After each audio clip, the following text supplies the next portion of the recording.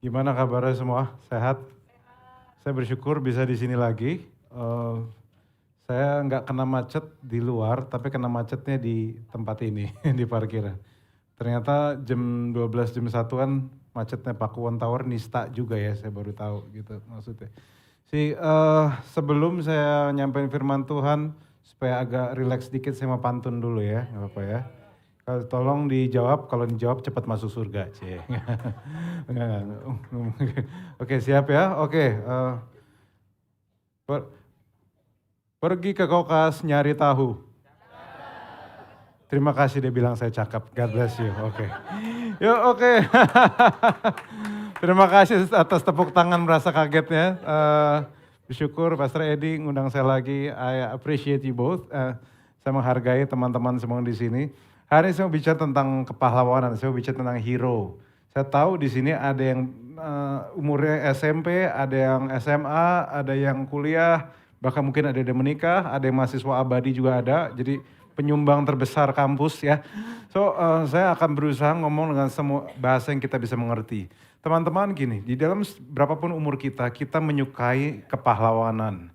Especially kalau teman-teman masih SMP, SMA, itu kita suka dengan tema-tema kepahlawanan. Kalau teman-teman dan saudara semua tahu bahwa film Heroes, blockbuster Marvel DC adalah film-film yang paling tinggi secara keuntungan di situ. Dan let's be real, pada waktu kita SMP, SMA kita suka main jago-jagoan. Setuju nggak teman-teman? Saat saya masih muda, saya jauh lebih muda, dulu saya masih muda sekarang, cuma dulu saya pasti jauh lebih muda. Dulu ada satu tokoh atau 5 tokoh yang warna-warni namanya Power Rangers. Saya nggak tahu teman-teman tahu apa enggak. Dulu salah satu cinta pertama saya itu Ranger Pink gitu. Jadi kalau kalian tahu Ranger Pink berarti umur kalian nggak semudah itu berarti ya, oke ya. You have to know that. Dan saya tahu di antara teman-teman kalian mungkin punya perspektif soal kepahlawanan sendiri. I don't know, mungkin ada sesuatu yang atau film yang kalian suka lihat, maybe it could be Boku no Hero mungkin yang kalian lagi nonton mungkin. Atau mungkin kalian suka Gojo Satoru gitu misalnya. Kalau saya sampai detik ini saya masih semi wibu. Tapi bedanya saya tidak bau garlic, saya bau pengurapan gitu, bau minyak urapan. Itu bedanya saya. Saya masih wibu sampai sekarang, kalau teman-teman tahu kenapa. Walaupun saya pendeta, saya masih suka baca anime, masih suka baca manga, supaya saya tetap nginjek bumi gitu maksud saya. Saya sampai sekarang, saya nggak tahu kalian tahu apa nggak, saya masih baca Detektif Conan sampai sekarang. Filmnya aja saya masih nonton sampai sekarang. Dan kemudian manga yang terakhir saya ngikutin adalah Naruto, yang sampai selesai benar-benar tuntas gitu, dari alpha sampai omega saya tonton gitu.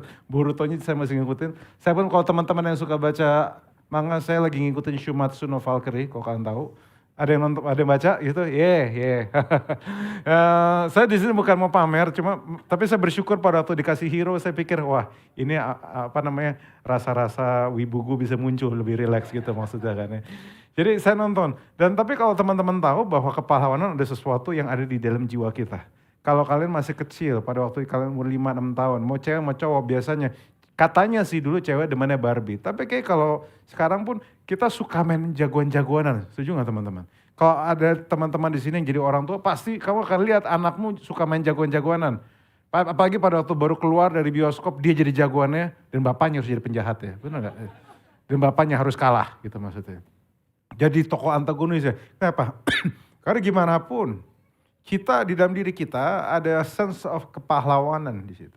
Bahwa kita itu menyukai keadilan, kita menyukai membela yang benar, kita pengen jadi bela yang benar, kita pengen jadi seseorang, kita pengen jadi sesuatu, kita pengen punya kekuatan super, kita pengen punya something yang very strong yang kita bisa pegang. Makanya kita sangat suka film-film seperti itu. We love Batman, we love Superman. Kita suka Wonder Woman, kita suka semua yang seperti itu. Kenapa? Karena mereka menceritakan bahwa ada sesuatu dalam diri kita yang bisa dijadikan sesuatu. Nah pertanyaan saya, apakah pahlawan itu hanya identik kuat? Apakah pahlawan itu hanya identik menjadi sesuatu yang powerful? Kenapa? Karena kalau misalnya pahlawan hanya identik orang punya kekuatan super, berarti tidak semua di antara kita punya kekuatan super. Tentu berarti apakah kita bukan pahlawan? Gitu maksudnya. Nah jadi itu yang bikin kita mungkin berpikir ulang. Nah saya hari ini cuma mau share sesuatu, judulnya kan Hero, Courage to Conquer. Punya keberanian untuk menaklukkan. Saya mau share gini, ada satu statement yang saya bagikan bagi teman-teman semua. Ini quotes dari seorang bilioner bernama Bruce Wayne. Ada yang tahu Bruce Wayne di sini? Nggak nonton Batman nih kalian di sini. So, jauh sebelum yang kalian suka itu Gojo Satoru, Kakashi, Naruto, Boruto, Risotto, dan semua yang Toto itu, dulu dari tahun 38, 34 ada namanya Batman and Superman, teman-teman tahu. Saya penyuka Superman dan Batman, dan mungkin kalian baru tahu, udah tahun ini udah sempat nonton filmnya, yang Superman, mungkin kalian udah nonton, atau juga 12 tahun lalu sempat ada film versi berbedanya, yaitu Man of Steel, yang dimainkan Henry Cavill, ada nonton di situ? Saya nggak tahu kalian suka nonton yang mana, tapi saya mau share bahwa cerita tentang Superman adalah salah satu cerita hero yang saya paling sukai. Especially soal Batman. Kenapa? Karena bagi saya ya keren aja. Kalau kalian tahu, Superman itu dari tahun 1938. Jadi dari S-nya masih bengkok sampai S-nya jadi keren gitu maksudnya. Jadi dulu S-nya masih jelek gitu maksudnya, masih kayak gambar Stellar 77 tuh nggak sih kayak bentuknya gitu. S itu masih jelek gitu. Tapi sampai dia evolve jadi ada komik daerah apa namanya komiknya yang namanya Golden Age yang bicara kekuatannya ada kekuatan tertentu. Ada yang Silver Age. Itu bicara tentang bagaimana Golden Age itu dari tahun 30 sampai 50, Silver Age dari 60 sampai 80. Terus yang ada yang New Rebirth-nya dari tahun 80 sampai 90. Saya cerita ini kelihatan banget saya freak banget ya, freak comic book banget ya. Saya menceritakan hal itu kenapa? Kan ada sesuatu yang poin yang saya mau sampaikan teman-teman gini. Di semua cerita dari tahun 1938 sampai 2000-an, Superman diceritakan sebagai pahlawan terkuat yang pernah ada. Kalau kekuatannya bervariasi, tapi kalau teman-teman pernah lihat versi 1930-1950-nya, yaitu masa-masa Superman pertama kali muncul, itu Superman tuh gila kekuatannya. Apa yang kalian tonton di film 2025 yang baru muncul ini, dan kalau yang ada suka nonton Man of Steel 2013, itu hanyalah versi Superman yang agak dilemahkan. Oke? Kalau teman-teman suka nonton. Karena asli Superman kuat banget. Satu, dia bisa ngebelah diri. Gak tahu saya itu manusia superhero atau amuba, saya juga gak ngerti gitu maksudnya. Tapi dia bisa belah diri. Kedua, dia niup bumi, buminya muter gitu kayak bola disco gitu. Absurd gak? Astagfirullah absurdnya, memang gitu. Tapi pada tahun segitu memang seperti itu. Nah, jadi Superman itu sebegitu kuatnya, jadi bahkan tidak ada yang tidak bisa dilakukan. Tetapi ada satu pahlawan lagi, namanya Batman, yang dia menghargai Superman, tetapi bukan karena kekuatannya. Nah, arti ada statementnya sama bagian. Nih, ya silakan dimunculkan statementnya. Nah sebelumnya. Ini yang Bruce Wayne ngomong tentang Superman. Jadi Batman sama Superman itu sebenarnya dia saling mengagumi satu sama lain. Superman mengagumi Batman tentang tertentu, tapi Batman mengagumi Superman akan tertentu. Nah pertanyaan saya, apa yang dikagumi? Apakah karena kekuatannya? Apakah karena Superman bisa terbang, bisa ini, bisa itu? Ternyata enggak. Tapi ini dikagumin. He could burn the whole world if he wanted to. But he doesn't. Imagine if I had that kind of power. Jadi Batman itu kalau teman-teman benar-benar tahu Batman, ada yang suka ngikutin Batman nggak di sini? Ada? Nggak semua suka ngikutin ya. If you nonton, ya saya tahu ini dunianya yang berbeda. Tapi it was very cool back then, saya tahu. Mungkin pahlawan kalian saya nggak tahu dari Roblox, saya juga nggak tahu. Atau pahlawan kalian itu YouTuber, I don't know. Tapi Batman itu kalau kalian nonton The Dark Knight apa itu menurut saya mereka keren banget. Dan Batman tahu persis psikologi manusia. Jadi dia salah satu hunter yang sangat kuat psikologi manusia dan dia bilang gini, satu hal yang paling dia kagum dari Superman itu bukan di kekuatannya. Tapi di bagaimana dia bisa bakar, hancurkan seluruh dunia. Dia bisa lakukan, hancur-hancurkan, tapi dia bilang dia milih untuk tidak melakukannya. Dan Batman bilang, gue sih ngebayangin kalau gue punya kekuatan seperti itu. Sekarang bayangkan kalau Superman tuh ada dalam realitanya, realita kita. Satu, dia bisa gulingkan Prabowo dengan mudah teman-teman. Jangan ketawa, ini saya nggak ngomong, saya tidak ingin makar ya, I just want to let you know. Mending Prabowo, Trump bisa digulingin. Bukan cuma digulingin secara kepemerintahan, tapi digulingin in literal sense, didorong sampai guling-guling gitu maksudnya. Karena bentuknya cocok jadi bola kan maksudnya kan. Nah jadi dia bisa lihat dia sekuat itu, sepowerful itu, tetapi yang Batman paling kagum dari Superman yang juga superhero adalah bagaimana Superman memilih untuk tidak melakukan hal yang sebenarnya dia bisa lakukan. Tapi justru dia bukan courage terbesarnya justru bukan di apa yang dia bisa lakukan, tetapi apa yang dia pilih untuk tidak lakukan. So far masuk akal teman-teman. Jadi tampaknya yang bikin Superman jadi kekuatan hero. Gini, kalau misalnya punya kekuatan super, jangankan superhero, super villain juga ada teman-teman. Kalau teman-teman nonton super villain, jagoan mega penjahat-penjahat yang punya kekuatan super, penjahat juga bisa punya kekuatan super. Tetapi yang membedakan superhero dan super villain adalah kemampuan mereka untuk tidak melakukan hal yang mereka tidak mau lakukan. Jadi itu yang kita perlu tangkap. Nah pesan hari ini cuma di situ aja. Jadi hari ini apa yang bikin Superman benar-benar hero? Bukan karena kekuatannya, tapi karena ia memilih untuk tidak melakukan dengan cara yang salah. Dia bisa punya segala sesuatu, tapi dia milih untuk melakukan secara salah. Nah, saya membawa ini ke dalam kebenaran firman Tuhan yang saya mau bahas hari ini. Amsal 16 ayat 32.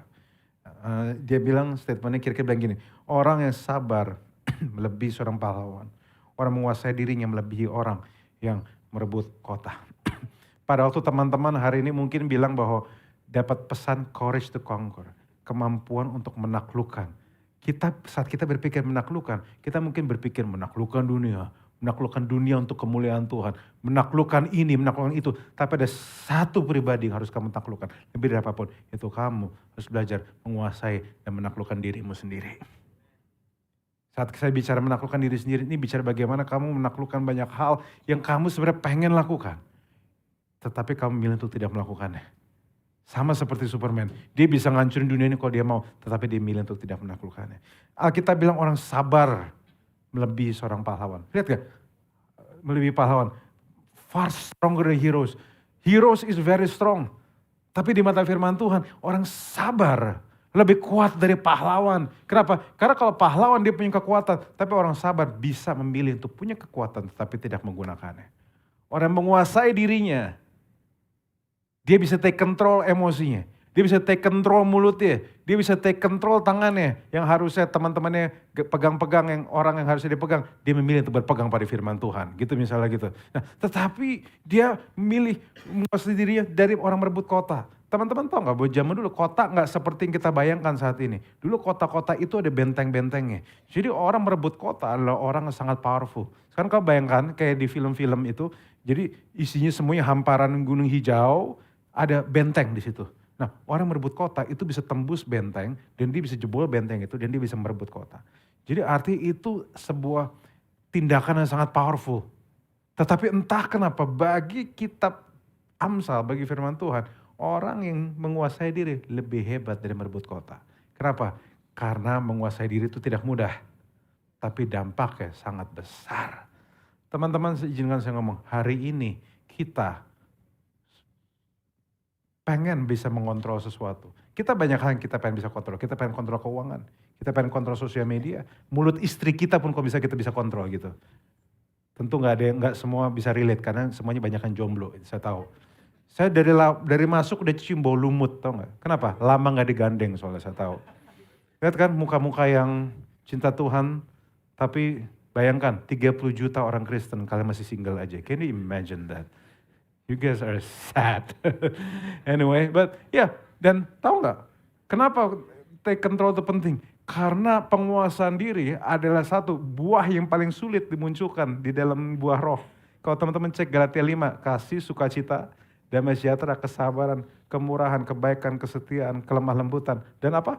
Penguasaan diri. Saya rasa penguasaan diri ada alasannya kenapa muncul paling akhir. Kenapa? Karena paling innalillahi susahnya. Di antara semua punya punya kasih itu gampang. Menguasai diri sampai kasihnya berevolusi jadi penguasaan diri itu Tuhan tidak mudah. Kenapa? Izinkan saya ngomong. Hari ini teman-teman yang SMP, SMA, SD, kita tidak lahir dengan kemampuan menguasai diri. Saya punya anak satu, baru lahir 12 hari yang lalu. Cewek, lucu, matanya besar. Saudara tahu gak bahwa dia cantik, pintar, saya sampai mikir ini gue harus hati-hati nih sama cowok-cowok berikutnya nanti, deketin dia nanti kan. Nah, tapi saudara tahu gak bahwa dia itu dengan segala kecantikannya, dengan segala beauty, dengan segala lucunya, tahu kan pipinya masih kayak mau tumpah begitu ya saudara, baby kan gitu kan. Dia tidak bisa take control dirinya. Pada waktu dia lagi mau nangis, dia gak bisa dibilang, deh kamu berhenti nangis ya. Dia gak bisa tuh berhenti nangis. Dia nangis. Padahal saya udah nyanyiin, misal dia lagi pengen nangis, saya gendong, saya sambil nyanyi lagu rohani, Tuhan besertamu. Tetap aja dia nangis, mau kata Tuhan beserta gak beserta tetap aja nangis. Kenapa? Karena kita tidak lahir dari kekuatan atau kemampuan kontrol diri. Makanya hari ini ada banyak teman-teman SMP yang walaupun khotbah saya cukup bisa dicerna, dia susah konsentrasi. Dia susah untuk dengar. Kenapa? Karena memang kita gak lahir penguasaan diri. Kita belajar untuk menguasai diri. Tuhan yang mengajar kita untuk menguasai diri. Makanya kadang teman-teman, Tuhan akan izinkan kita dalam situasi-situasi tertentu untuk kenapa? Karena dia mau ngajarin kita penguasaan diri. Makanya ingat gak? Kalau saya pernah nggak ketemu kayak gini? Saya pernah berdoa agar Tuhan ubah situasi saya. Dan nggak pernah situasi saya berubah.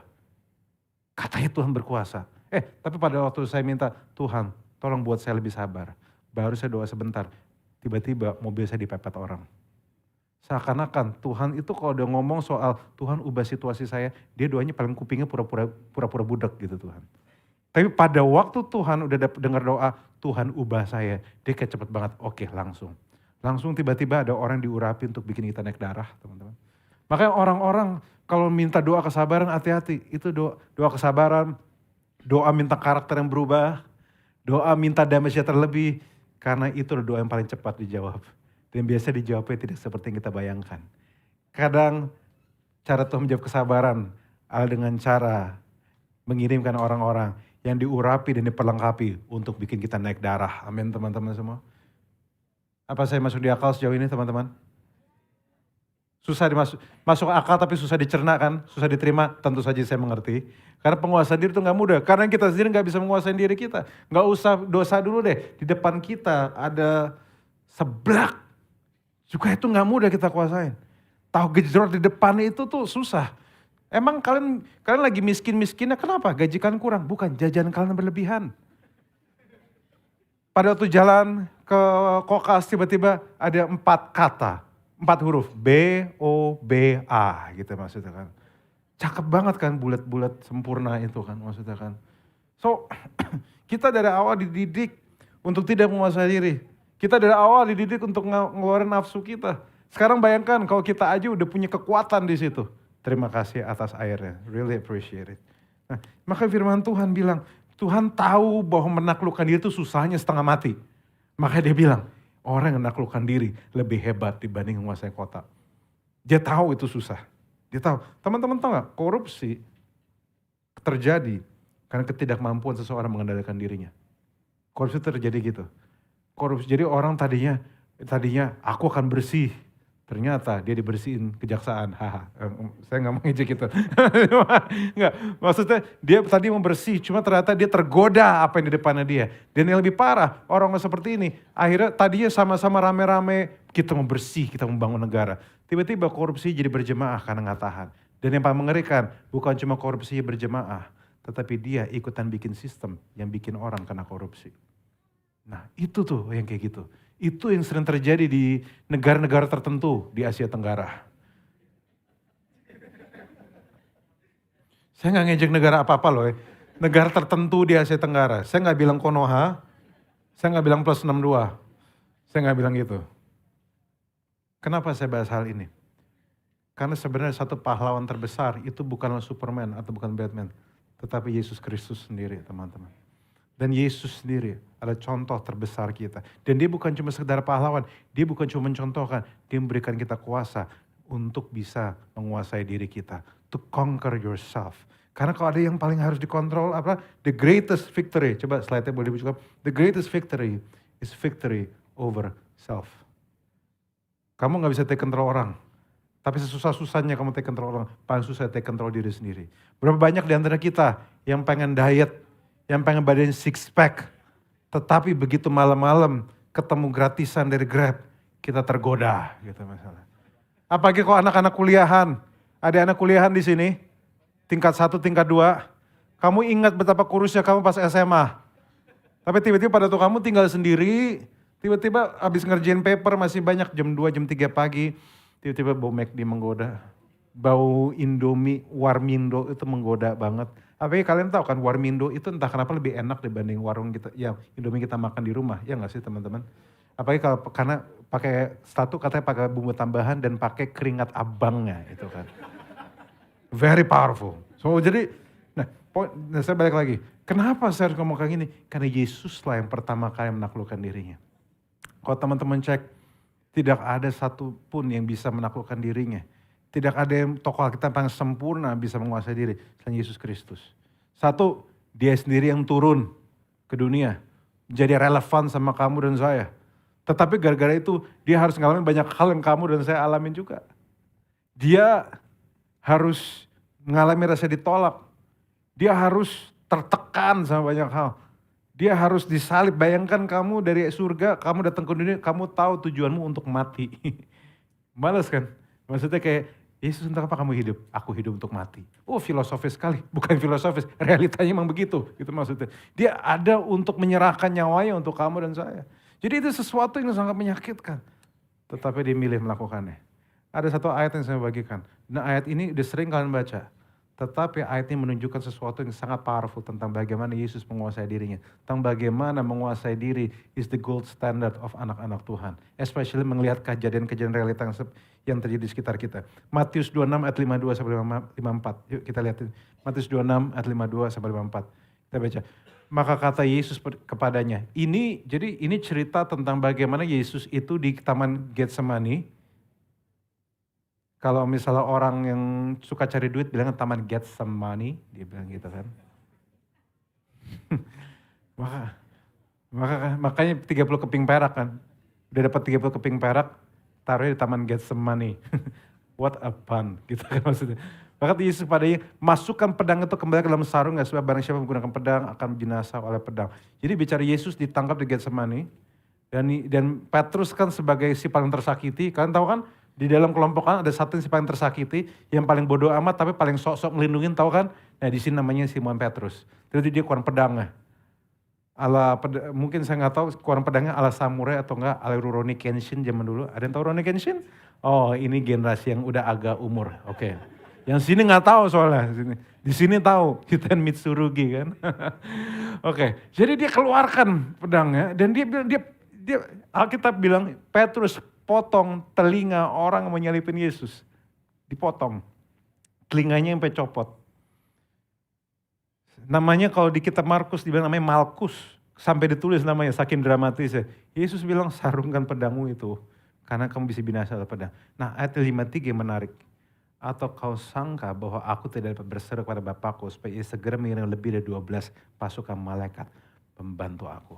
Jika begitu bagaimana akan digenapin tertulis dalam kitab suci yang mengatakan bahwa harus terjadi demikian. Nah ini yang saya mau share. Teman-teman ada 3 kata yang asing. Tapi kalian mungkin gak semua tahu artinya. Tapi artinya dalam sekali. 12 pasukan. Kenapa 12 pasukan? Di dalam bahasa aslinya dalam terjemahan ini sebenarnya bukan cuma 12 pasukan. Tapi 12 legion pasukan. Jadi artinya Yesus itu 12 legion itu apa sih? 12 legion itu besar teman-teman. 1 legion, nah saya akan kasih tabelnya. Coba kita munculkan dulu tabelnya sebentar. Nah gini teman-teman. Kita bilang, Yesus bilang tadi 12 pasukan kan. Itu masih 12 legion malaikat. Nah 12 legion, 1 legion itu ada sekitar 6.000 malaikat. Karena apa? Karena ini mengikuti rata-rata tuh seperti itu. Nah kalau 12 legion artinya ada berapa? 72.000 malaikat. 72.000 malaikat itu sebanyak apa sih? Nah sekarang kamu harus tahu. Ini biarkan Alkitab terjemahkan Alkitab ya. Di kitab di 2 Raja 19:35 ada 1 malaikat. Dia bisa bunuh 185.000 orang. 185.000 pasukan. Jadi bangsa Asyur itu bisa kalah sama bangsa Israel simply karena cuma Tuhan kirim 1 malaikat 185.000 dibunuh. Bayangkan itu udah ladang pembantaian seperti apa, bayangkan. Nah sekarang teman-teman, bayangkan 72.000 malaikat, bisa 1 malaikat, bisa bantai 185.000 tentara. Sekarang dihitung-hitung, potensi total kekuatan 13,32 miliar. Artinya kekuatan kalau misalnya Yesus teriak, Yesus ngomong, dia angkat tangannya, 12 legion malaikat turun, mereka semua punya potensi untuk bantai 13,32 miliar musuh. Artinya apa? Bahkan sampai hari ini pun, kalau Yesus hadir di sini, dia teriak, kita dalam semalam, manusia bisa digenosida kalau misalnya Tuhan mau.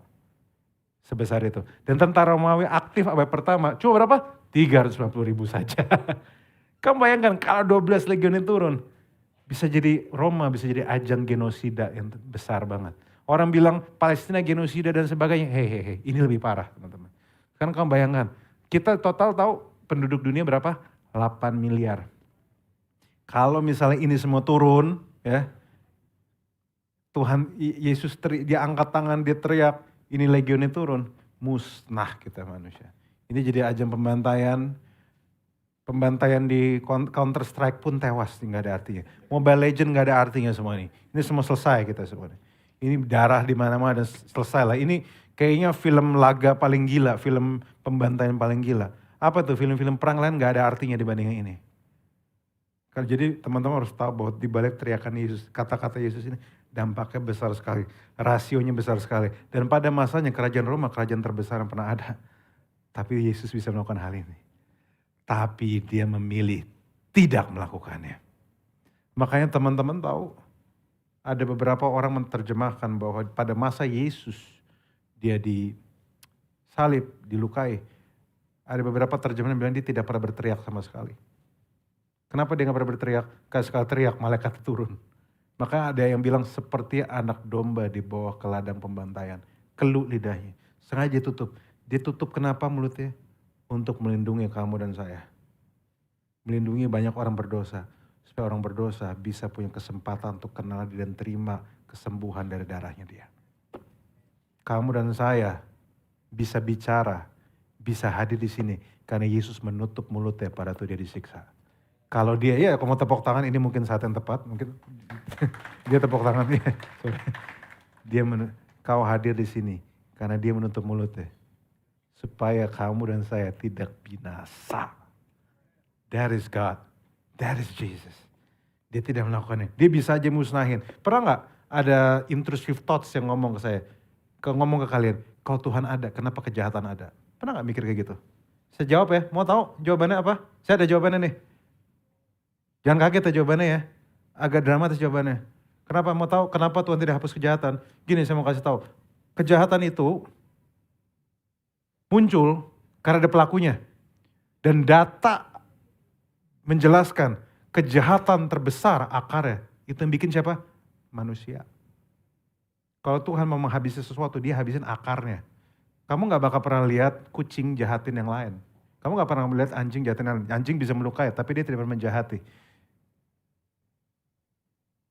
Kalau dia mau, karena gini, kerusakan polusi udara, polusi negara, pembantaian suku bangsa, yang lakukan siapa? Kucing.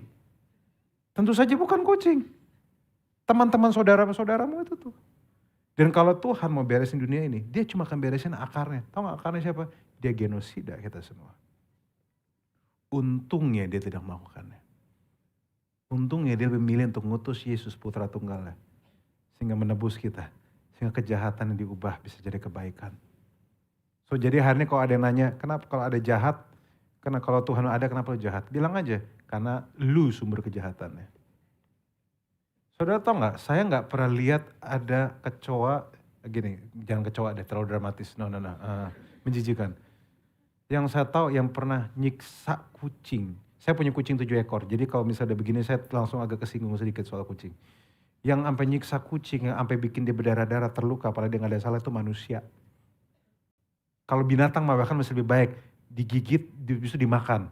Ini cuma disiksa for the sake of fun. Kamu bayangin gak, kamu tuh sebenarnya sorry ya, kalian itu banyak jahatnya. Manusia itu banyak jahatnya. Kamu dan saya ada simply karena Yesus baik pada kamu dan saya.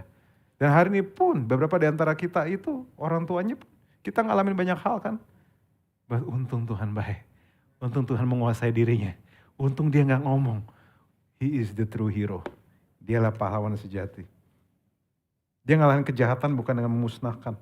Tapi menebus agar di tangan si pemberontak ini kembali ke tangannya dia. Saya mau undang worship team. Saya masih ada sisa khotbah saya. Tapi kayaknya butuh ada dentingan mistis sedikit kayak gitu. Silakan teman-teman. Kalau yang ya sekarang simpelnya kalau ada yang suka main Mobile Legend, Valorant, ada yang suka main nggak Mobile Legend, Valorant? Kalau saya itu masih main game, tapi saya mainnya Plants vs Zombie teman-teman. I know it's a very long game, tapi sampai detik ini itu saya masih main Plants vs Zombie 2. Saya sekarang tanamannya saya udah dapat 130 untuk apa, bagi saya itu kebanggaan, oke? Terima kasih atas tepuk tangannya, really appreciate it. Jadi kadang di sela-sela abis saat teduh baca Alkitab, ngurusin putri saya, abis meeting, kita coba main dulu gitu kan. Dan saya menemukan ada sesuatu yang namanya timing. Ada ada plan, kan kalian tahu kalau ngerti game Plants vs Zombie ini tentang plan versus zombie, ya oke. Zombie musuhnya, Plan itu temannya kita gitu. Plan itu yang kita pakai untuk ngalahin zombie itu. Saya menemukan bahwa kadang pada waktu kita itu, saya salah taruh plan, atau tanamannya saya salah momen, yang harusnya tanamannya bisa meledak dan ngalahin banyak zombie, malah telat, jadi nggak ada gunanya gitu. Atau kalau kecepatan, jadi nggak ada gunanya. Dan di situ kita mengerti bahwa timing itu penting. Penguasaan diri itu penting. Batasan itu penting. Teman-teman tahu nggak ada statement bilang gini, bahwa orang-orang yang bisa menahan kesenangan, menahan gratifikasi, dia akan bisa lebih sukacita. Daripada orang yang tiba-tiba pengen apa, langsung BM, langsung beli. Terus tiba-tiba miskin, belinya pakai pay later soalnya. Ya, kalian tahu kan, beberapa ketawa kalian tuh ketawa pay later sebenarnya. Jadi ada 3 level ketawa ya. Satu, ada ketawa yang hahaha. Itu ketawa old money gitu. Stabil, ketawa stabil persis seperti passive income ya, oke? Ya. Terus ada yang hahaha, itu ketawa middle class itu tuh. Terus ada yang buah, nah itu kredivo, pay later. Nah segitu tuh ketawanya tuh. Nah, jadi arti penguasaan diri adalah sebuah yang kamu perlu latih dari sekarang. Dampaknya bisa kemana-mana. Makanya hari ini aplikasi simple. Hari ini apapun musim kehidupanmu, saya tahu hidup tuh gak mudah. Tapi saya bisa gak minta satu hal teman-teman. Satu, kendalikan lidahmu. Kendalikan apa yang kamu mau ngomong sama orang lain. Kamu bisa kendali lidahmu aja, itu powerful. Walaupun ada hasrat ingin mengejek di dalam mulutmu. Saudara tahu gak, tempat latihan pengendalian diri terbesar saya tahu gak di mana? Satu, saat saya lihat komen Instagram. Kedua, saat saya lihat komen Facebook. Ketiga, saat saya lihat thread. Dan X, keempat, Twitter. Kalau kalian mau latihan penguasaan diri, bersabar di situ. Ada makhluk-makhluk gaib yang akan sangat bikin menantang emosi kalian. Kendalin lidahmu. Kenapa saya menyadari bahwa ada orang-orang di sosial media yang mulutnya nyeplos. Kayak tahu gak sih di sosial media orang kayak gini, apa cuma gue yang gini? Iya cuma lu. Atau misalnya ada gak yang pernah gak dengar kayak gini? Adab tuh harus lebih daripada ilmu gitu maksudnya. Harus adab, ngomong sama orang sopan. Padahal orangnya, padahal pada waktu dia posting tulisan bahwa ini orang bisa gak lebih sopan lagi. Padahal udah sopan luar biasa. Saya pikir ini mau dipanggil apa, Kanjeng Ratu gitu maksudnya. Dan dia ngomong panjang lebar, akhirnya dibantai. Ini si dosen perempuan ini dibantai sama kamu tau netizen kan. Kekuatan netizen. Gini, cuma ada 2 kekuatan terbesar di dunia. Nomor 1 alam semesta, yang kedua netizen Indonesia. Microsoft aja takut sama netizen Indonesia. So, jadi dia bayangin si dosen ini, dosen perempuan ini, tadinya mau jadi pick me, tahu istilah pick me gak teman-teman? Pengen cari pembelaan, pengen jadi si paling culture, ya lagi. Dia pengen jadi si paling culture, tapi ternyata malah dia dibully sama komen seluruh orang gitu maksudnya. Kenapa? Simply ketidakmampuan dia untuk bisa menahan diri. Harusnya dia sebelum dia posting, dia diam dulu, dia bilang, ini sebenarnya masuk akal gak sih? Kalau dia diam sehari 2 hari aja, dia akan sadar dari kebodohannya dia. Dan akhirnya dia gak harus dikritik, dan saya takutnya dia tiba-tiba dibuang universitasnya dia.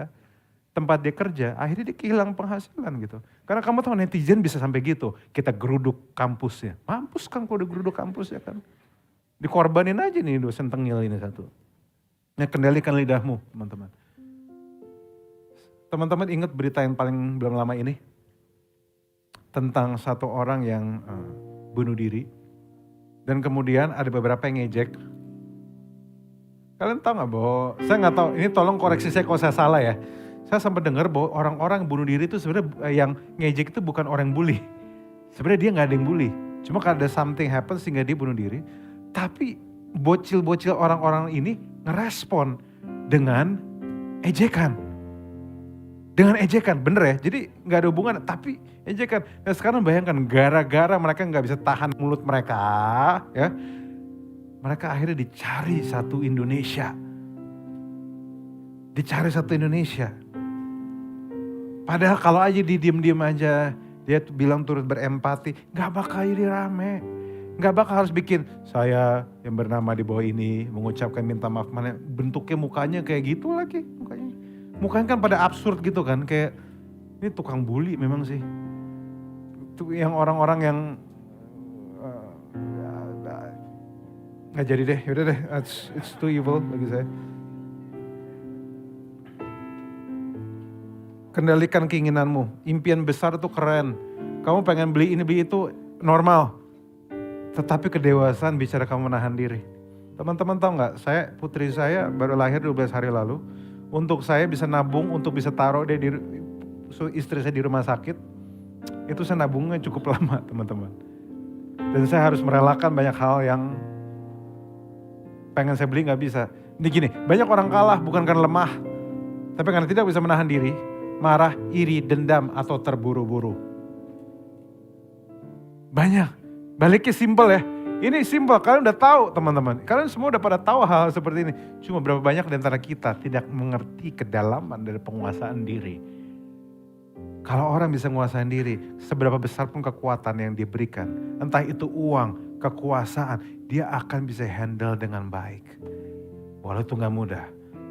Kalau kalian lihat Superman yang di Man of Steel tahun 2013. Menurut saya dia berusaha untuk menahan diri, tapi gak mudah. Akhirnya jadi isunya jadi yang lebih gak mudah lagi. Jadi kadang kalau kalian kalah dalam kehidupan tuh gak selalu karena kita lemah. Tapi karena emang gak bisa nahan diri aja. Kenapa keuanganmu kalah? Kenapa keuanganmu gak menang? Ya karena kamu kurang bisa nahan diri.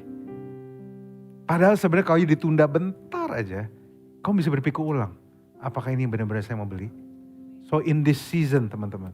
In this season and in this economy, okay, the power you have tidak lahir dari kamu teriak-teriak. Tapi saat kamu menahan diri. Ada sebuah statement yang powerful yang menceritakan tentang Yesus, yaitu meekness. Meekness itu apa? Artinya strength under control, kekuatan dalam kontrol. Dia bisa melakukan sesuatu tapi dia memilih tidak melakukannya. Satu malaikat bisa bunuh 185.000 tentara. 12 legiun bisa nakluki miliaran. Tapi Yesus menaklukkan dirinya demi kita. Saya akan tutup dengan statement terakhir ini teman-teman. Ya silakan dimunculkan terakhir. Pahlawan bukan orang yang bisa melakukan apa saja yang dia mau.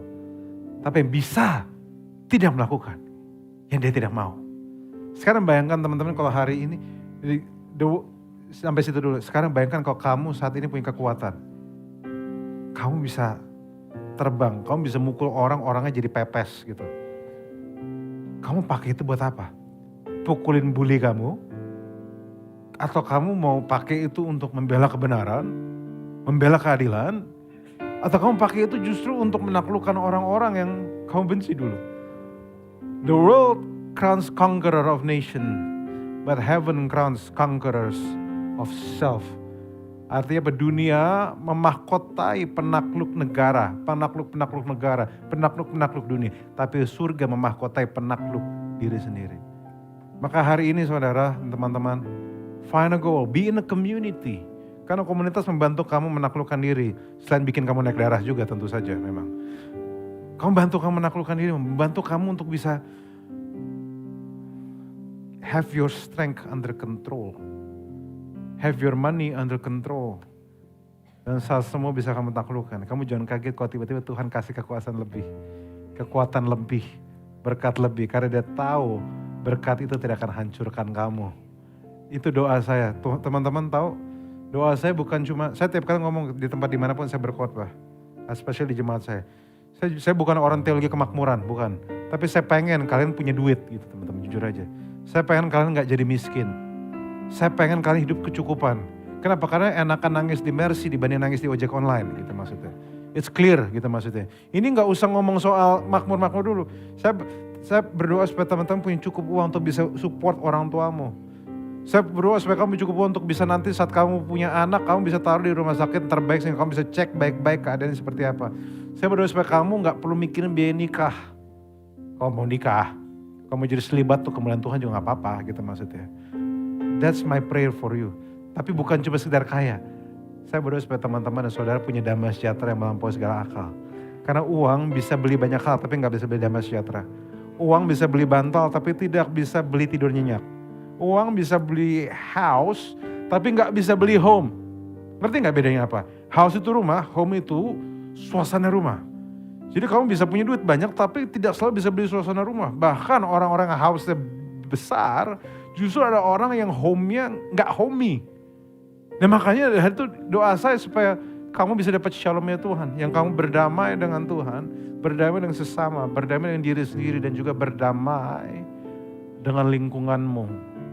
That's my prayer for you. Tapi semua dimulai dari menaklukkan dirimu. Kalau tipsnya simpel aja, keluar dari tempat ini gimana caranya? Kalau kamu mau jajan, tahan diri dulu. Jangan langsung beli, jangan langsung nakal. Tahan dulu, pas mau beli silin. Tahan dulu, tarik napas dulu. Tunda beberapa jam atau beberapa hari. Kalau masih mau silakan beli, mungkin itu kamu yang lagi butuh aja. Tapi kalau misalnya kamu lagi diem-diem tiba-tiba BM, aduh pengen iPhone 17 terus langsung beli gitu maksudnya. Jangan gitu-gitu banget lah, kayak nggak ada kontrol dirinya. Lu bayi atau bukan gitu maksudnya kayak. Jangan kayak bayi yang dikit-dikit minta susu. Gini, kedewasaan diukur dari bagaimana dia bisa menahan dirinya dia. Itu dewasa tuh. Orang dewasa bisa nahan diri, walaupun dia mau. Dia tahan dulu, dia pelan-pelan dulu. Itu yang saya harap teman-teman bisa miliki. That's the heart. Kenapa? Karena gini loh, diberkati itu juga gak mudah. Nah ini saya gak tahu. Ini gak masuk di catatan saya, tapi kayak ada yang butuh. Alkitab bilang bahwa ada namanya Tuhan, istilahnya tanah berlimpah susu dan madu. Kamu tahu? Tanah berlimpah susu dan madu. Yang kata sekarang itu tanah perjanjian. Dan ada orang-orang bilang bahwa misalnya biarlah kamu temukan tanah berlimpah susu dan madumu. Ya, that's what my prayer as well. Tapi yang orang kamu gak perlu tahu adalah bahwa gini. Tanah berlimpah susu dan madu juga adalah tanah yang berlimpah lengketnya. Pernah lihat madu tumpah? Lengket. Pernah lihat susu tumpah? Lengket. Susu basi? Lengket. Artinya apa? Berkat yang kamu punya pun kamu juga butuh tanggung jawab penguasa sendiri untuk ngurusinnya. Teman-teman, saya punya anak perempuan 12 hari. Lucu, cantik. Matanya tuh kayak abis kena operasi Korea Selatan gitu maksudnya. Menurut saya dia cantik gitu. Tapi at the same time saya juga sadar, saya bersyukur dengan berkat Tuhan berikan pada saya. But at the same time saya juga harus sadar satu hal, tahu gak apa?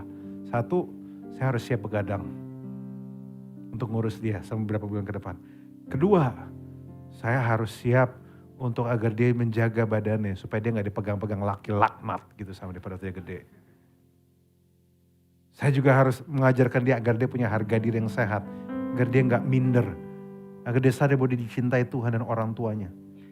Saya juga harus ajarkan dia bahwa kadang kalau dia nangis, dari kecil pas bayi nangis, saya harus terima bahwa dia gak bisa dibilang, nak jangan nangis nak, nangis itu berisik. Dia gak ngerti, saya harus terima tangisan dia.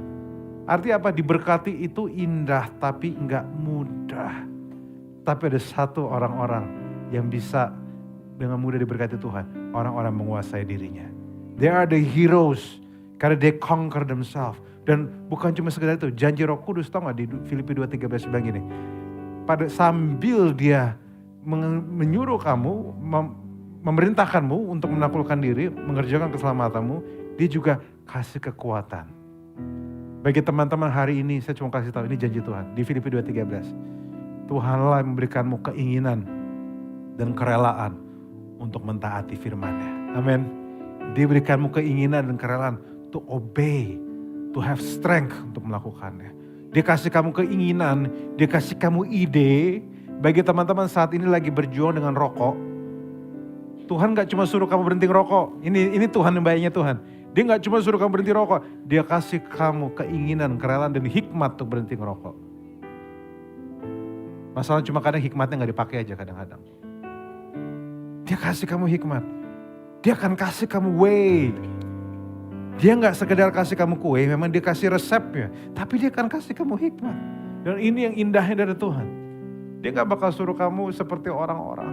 Dia akan suruh dan kasih kekuatan juga. Hari ini saya percaya satu hal. Roh Kudus memberikanmu kekuatan untuk bisa menguasai dirimu. Amin teman-teman. Yuk kita tepuk tangan buat firman Tuhan hari ini. Yuk kita berdiri sama-sama yuk. Kita berdiri sama-sama. Hari ini kita semua berhadapan dengan penguasaan diri yang berbeda. Kita berhadapan dengan tantangan berbeda-beda dalam kehidupan kita. Kamu dan saya punya challenge yang berbeda. Beberapa teman-teman punya challenge di gairah seksualnya dia. Especially masih 20s. Mungkin you've seen too much video-video yang terlalu banyak kamu lihat. Kamu gak pengen lihat, cuma itu ada di depan kamu gitu. Sehingga kamu gak bisa tahan. Atau juga mungkin kamu menghadapi problem dengan borosmu. Atau mungkin kamu menghadapi problem dengan banyak hal kehidupanmu. Kamu ada problem, kamu gak bisa kontrol tempermu. Mungkin kebencianmu terlalu banyak. Mungkin ada yang dendam dengan orang tuanya. Ada yang dendam dengan gurunya. Ada yang dendam dengan berbagai macam hal. But saya gak bisa deskripsikan apa. Kemarin beberapa hari lalu saya ke sekolah negeri, melayani di sekolah negeri. Dan saya dikasih tahu tentang bagaimana ada loh orang yang sakit, anak perempuan SMP sakit hati. Ini dia nanya, gimana kalau saya diejek karena saya miskin? Saya kira itu cuma di sinetron, ternyata itu terjadi. Gak ada otak ini negara kadang-kadang memang. Bayangkan anak perempuan masih 13-14 tahun. Dia bilang, Pastor gimana kalau saya diejek karena saya miskin? Sampai orangnya nangis, padahal itu syuting. Saya nangis di situ, saya ngerasa, ternyata sinetron-sinetron ini terjadi. Cinta Fitri ini benar terjadi. Ganteng-ganteng serigala ini benar-benar terjadi. Tersanjung, tersayang. Nokta merah perkawinan ini benar-benar terjadi. Gila sekali negara ini. Tapi hari ini saya cuma kasih tahu. Please, take control of yourself. Orang-orang yang bully anak perempuan ini. Bisa aja maksudnya gak ngebully. Cuma gak tahu cara jadi teman gimana. Anak SMP kan baru mau belajar. Caranya gimana sih jadi teman. Kalau ada orang bully, dia ikut-ikutan. Karena dia pikir itu lucu. Dia gak tahu tuh nyakitin orang. Tapi hari ini doa saya cuma satu. Please, kamu mulai dari sekarang. Kalau kamu ngerasa kamu gak bisa keluarin kata-kata yang baik. Tutup mulut lu aja mendingan. Halo? Tutup mulut aja. Kalau kamu gak bisa kasih kata-kata yang mendidik, menguatkan. Just shut up. Diam aja. Unless memang itu penting untuk kebaikan mereka. Kalau kamu gak bisa keluarin kata-kata yang baik. Ya gak usah ngomong sama sekali. Karena because it hurts people. Kalau kebetulan kamu udah punya kebencian di hatimu. Walau gak mudah. Ampuni. Saudara gini, saat kamu mengampuni. Bukan karena dia itu layak diampunin loh. Mungkin temanmu emang gak layak diampunin. Tapi karena kamu berhak bahagia. Hello. Hey, you deserve to be happy, do you know? Amin. Semua di ruangan ini, you deserve to be happy. Kau layak bahagia, kau layak sukacita. Karena sukacita adalah bagian dari Roh Kudus yang ada dalam diri kamu dan saya. You deserve to have all of those things. Makanya muridkan dirimu di bawah firman Tuhan. Dalam komunitas, that will help you. Kenapa? Karena ini bukan sesuatu yang muncul tiba-tiba. Ini bukan sesuatu yang muncul langsung bisa menguasai diri. Gak langsung bisa. Tapi ini bukan berarti gak bisa. Tidak mudah, tapi bukan berarti gak bisa. Dan dalam perjalanannya pun, kamu bisa lihat bagaimana Tuhan mendidik kamu dan akhirnya ngasih tahu kamu bahwa Tuhan itu baik. Teman-teman, kamu dan saya diciptakan dengan tujuan. Tuhan punya rencana atas hidup kamu. Ingat, kalau kamu cek di Google, kecoa itu gunanya ada loh. Kalau kecoa aja ada gunanya, apalagi kamu dan saya yang diciptakan serupa pada segambaran Allah. Thank you atas komporan tepuk tangan. I want to pray for all of you guys. Yuk kita tutup mata kita. Kalau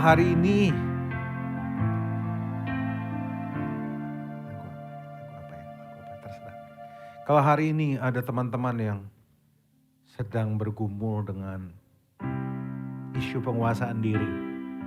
Isu penguasaan diri itu banyak. Bisa berarti penguasaan tentang keuangan, kamu terlalu boros. Atau mungkin kamu terlalu lama terjebak di toxic relationship. Kamu tahu itu toxic, tetapi kamu gak bisa lepas karena kamu ngerasa gak ada yang mengasihi kamu. Ada juga yang masalah pekerjaan dan ada kepahitan dengan orang tua mungkin. Ada yang banyak luka di sini. Ada juga yang mungkin punya banyak luka yang berbeda. Adiksi dengan game. You love game, saya juga senang game, tapi saya tidak akan biarkan itu mengontrol saya.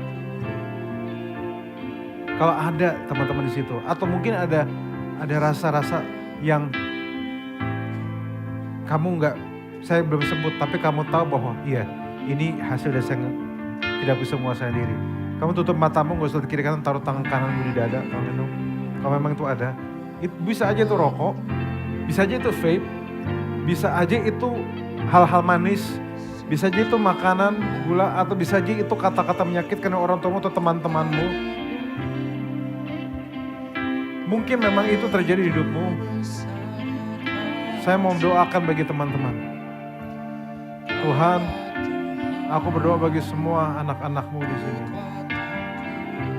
Aku berdoa bagi siapapun di antara mereka yang saat ini bergumul dengan self-control di diri mereka. Bagi mereka yang bergumul dengan hasrat belanjanya, hasrat seksualnya. Sehingga dia nggak bisa tuh kayak nggak megang lawan jenis gitu. Pikirnya kotor banget.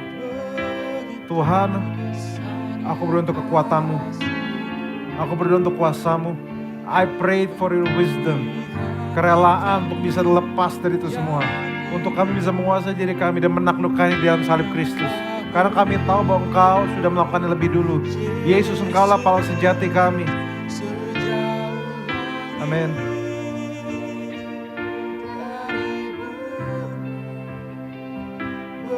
Amin, amin.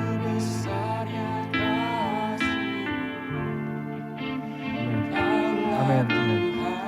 Kekuatan kami, sukacita kami. Yuk nyanyi ini sama-sama yuk teman-teman. Sejauh langit. Sejauh langit. Amin. Dari bumi. Thank you Lord Jesus. Begitu besarnya kasih-Mu. Kau yang penuhi hati kami Tuhan. Penuhi hati kami yang rindu menyembah-Mu. Amin, amin. Yesus, Katakan sama-sama yuk. sejauh langit dari bumi, begitu besarnya kasih-Mu. Kaulah Tuhan. Kaulah Tuhan, kekuatanku. Teman-teman yang mau didoakan khusus, kita ada waktu sebentar, sekitar 15 menit. Saya tahu kita semua punya pergumulan, tapi mungkin ada di antara kamu yang didoain khusus. You need it, kamu tahu kamu butuh. Kamu butuh lebih dari sekedar angkat tangan. Kamu butuh untuk ada orang mengulurkan tangan sama kamu. Gak usah terlalu banyak, gak usah lihat kiri kanan. Kalau kamu butuh, maju ke depan yuk. Let's go. Kalau misalnya ada yang butuh. Kalau misalnya ada yang butuh. Thank you. Terima kasih. Thank you Lord.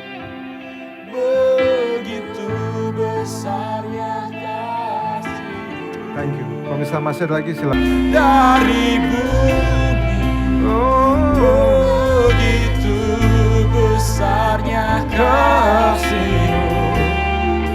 Kaulah Tuhan, kekuatanku, sukacitaku. Terima kasih atas firman-Mu hari ini. Hamba-Mu selesai berbicara tapi kau belum. Ini ada penyegaran yang baru, kekuatan yang baru, pemikiran yang baru.